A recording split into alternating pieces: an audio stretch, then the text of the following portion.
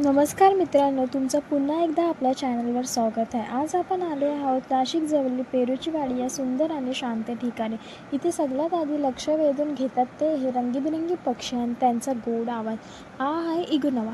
दिसायला जरी शांत असला तरी जरा हटकेच होता. हे लवबर्ड्स पाहून वाटतं निसर्गात मैत्री आणि प्रेम किती सुंदर आहे. हे ससे इतके गोड आहेत की घरी घेऊन जावसे वाटते. ही सायकल पाहताच एकदम तारक मेहतामधली गोल्डन सायकल आठवते बरं का.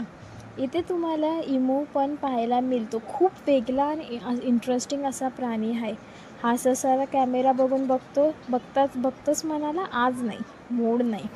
झू बघणं सोबत इथे तुम्ही गेमची मजा घेऊ शकाल. लहानपणापासून मोठ्यापर्यंत सगळ्यांसाठी फन टाईम असे खूप साऱ्या ॲक्टिव्हिटीज तुम्ही इथे खेळू शकता आणि तुम्ही वोटिंगसुद्धा करू शकता. झू बघून झालं की चुलीवरची मिसळ गरम गरम झणझणीत आणि मन भरून टाकणार. एकदा तरी या मिसळचा स्वाद घ्या.